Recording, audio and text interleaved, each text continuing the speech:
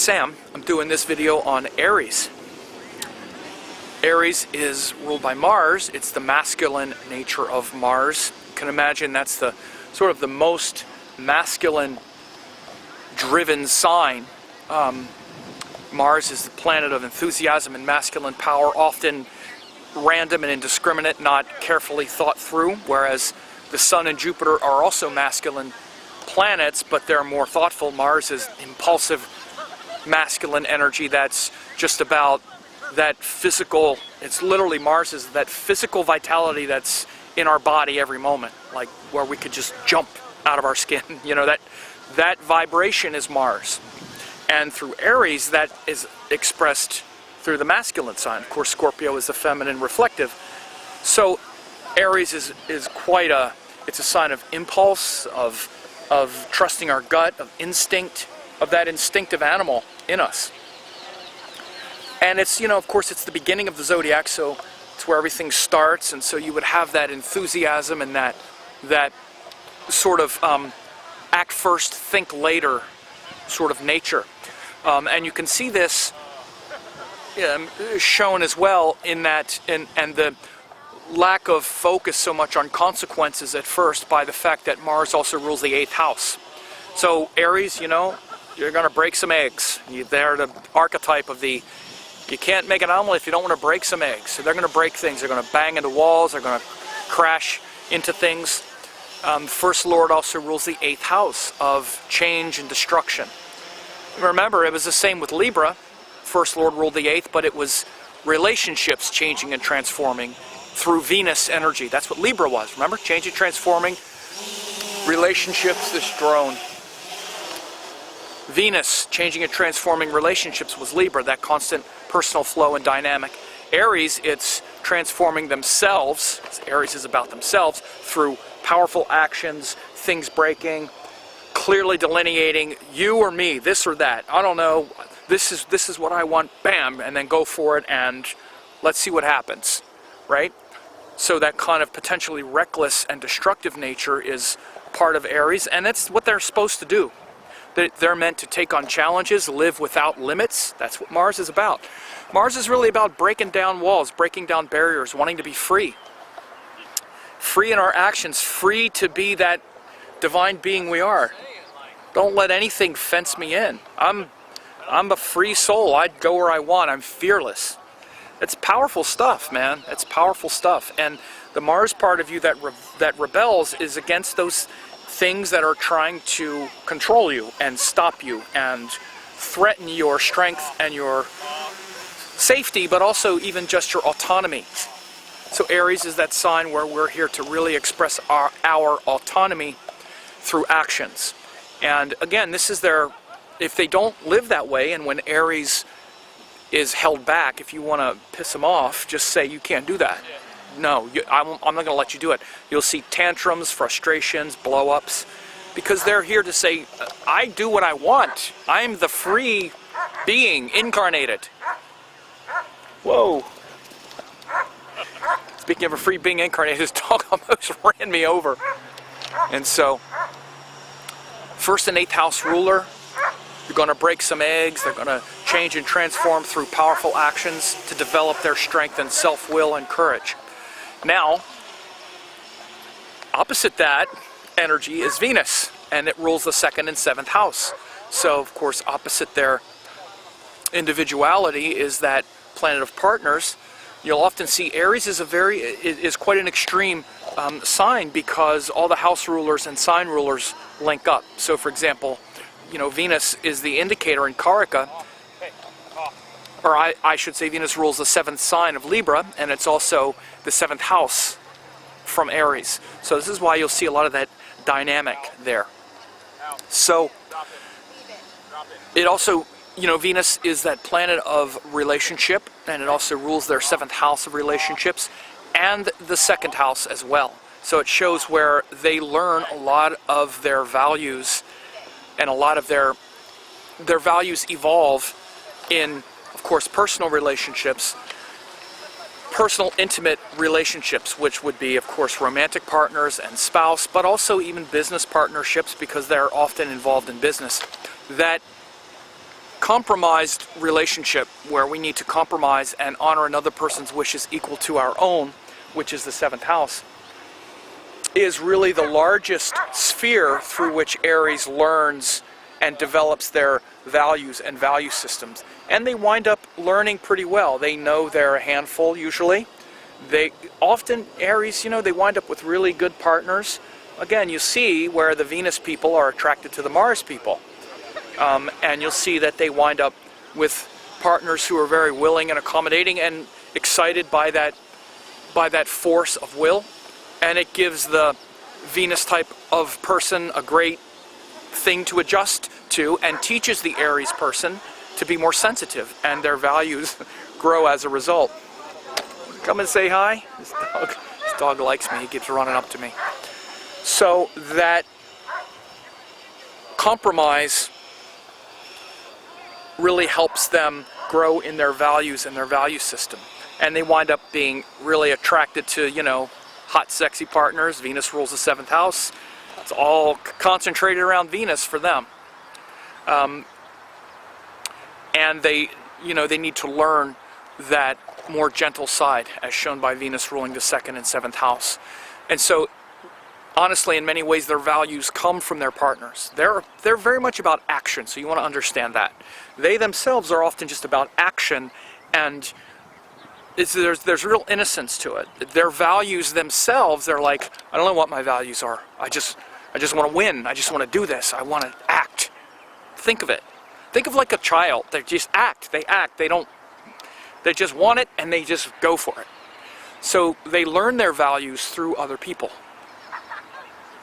I always want to remember with Aries, it's very innocent. There's a lot of innocence about Aries. Hot innocence. And then Gemini rules the 3rd and 6th house. This is where it can get a little difficult. Mercury is one of the more troubling planets. Mercury and Saturn are the most difficult planets for Aries.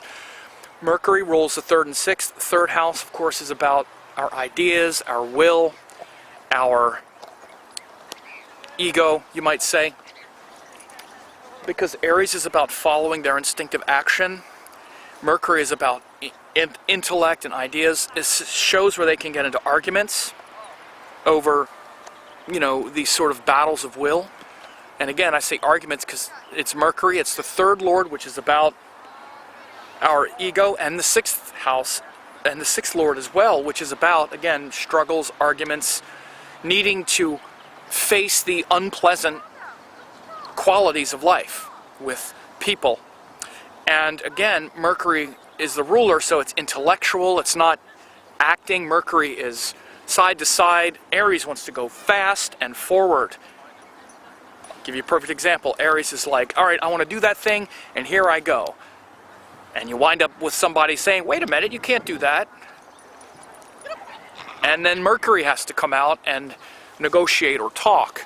And Aries is like frustrated. I don't want to, and don't tell me I can, and arguing and battling with ego battles, ego struggles, because they can't do what they want to do. Again, you see this, right? You see this quality of Mercury as ruling the 3rd and 6th house. It shows the need to develop more flexibility, more discrimination, better communication skills.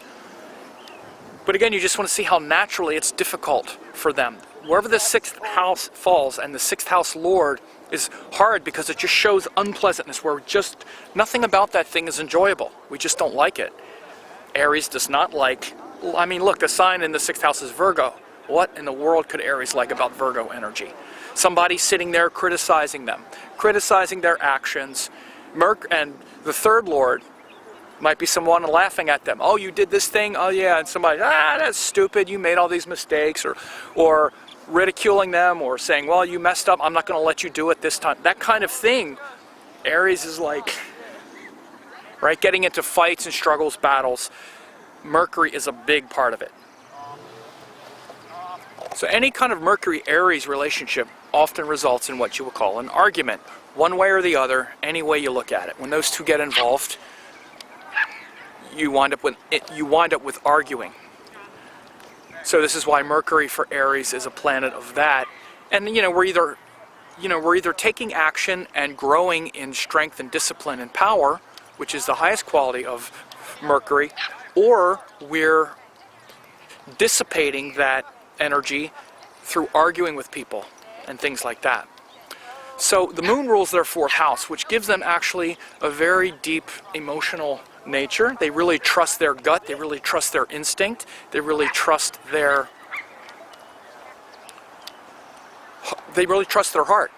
That's why no matter what, no matter how many times they screw up or mess up or whatever, they still have that enthusiasm. They still trust their instinct and trust their heart. And that's what the fourth house is. The fourth house is literally how much we say our heart. It's often our gut when it comes to actions, because we live in the world of actions, and trusting our gut, trusting our actions is often what you see with the fourth house. I'm going to get this guy's ball. I'm going to get this dog's ball. And so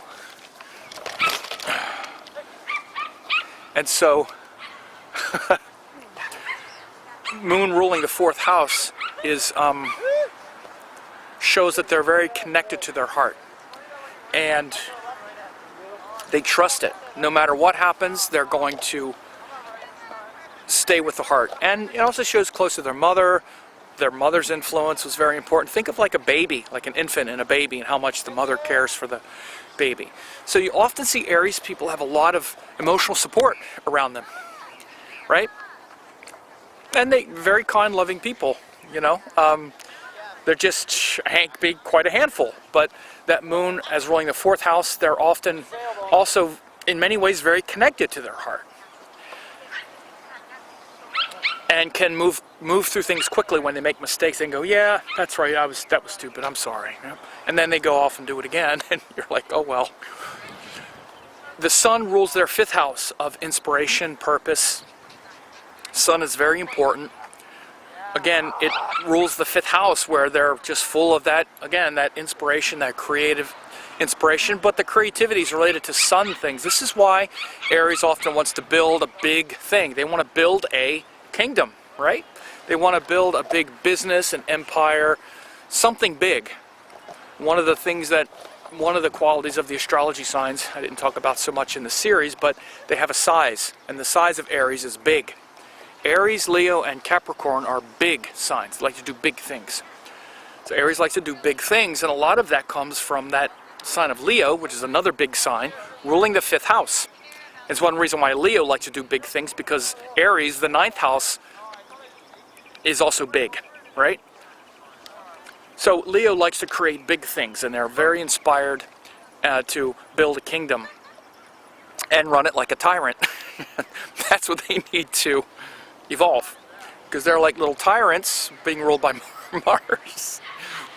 But that inspiration comes from the sun as ruling the fifth house, and they do have a lot of it's like that enduring principle in their life is to create something big and to create a kingdom. And a lot of it's for their family. They're very family oriented, with that Venus ruling second and seventh house.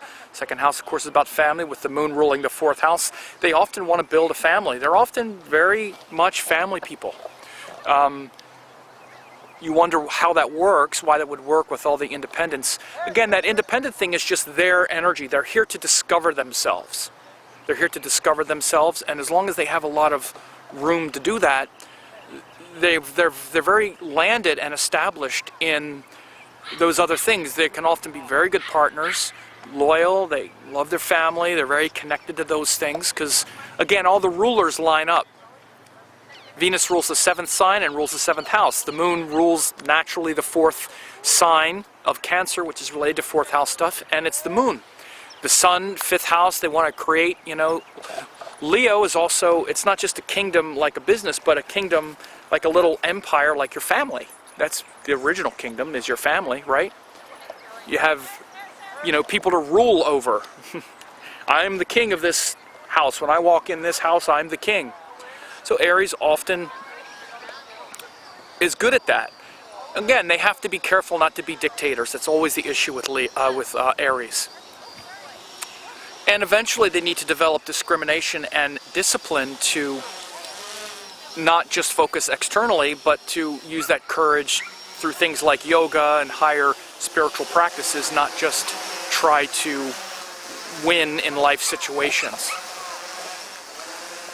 And so now we skip over to Jupiter.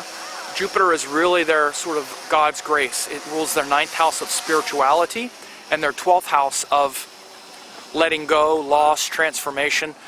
The big ways that they really transform is through Jupiter areas of life, which higher teaching, higher wisdom, and it's through losses. After the losses of the 8th house in Scorpio, they become very philosophical, because again, Jupiter rules their 9th house, and Sagittarius has those 9th house qualities. So they're very philosophical. They're always, why did that happen? What's the meaning of this? Jupiter makes them very philosophical. And it also rules the 12th house of change, letting go of themselves, moksha, liberation. So they're very ready to change. In fact, their identity is always changing, like I said at the beginning, because Mars rules the 1st and the 8th house. So their identity is always changing, right? And they're very philosophical about it because Jupiter rules the next sign. It's like, what did that just mean? I just had this thing, I blew it up, I destroyed it. You know, what am I doing? So they're always evaluating and changing and questioning why things are happening. Of course, to them, often it revolves around them. They can be very egocentric. But then within that, there's a lot of change, because Jupiter not only rules the 9th, it rules the 12th, where we let go of our ego, where we let go of our smaller self, and we evolve our identity towards something that's more dharmic. And this is where that great yogi and great spiritual practitioner and the courage to really take on those qualities of the self emerge for Aries. They have enormous courage, and it needs to be aligned with something more dharmic and higher, and Jupiter gives them that. I've seen many Aries, Leo, like yoga teachers and things, transforming that nature to just fight external battles and that quality of Mars to something that's dharmic, right? And martial arts, yoga, moving that energy through the body and then into the higher consciousness.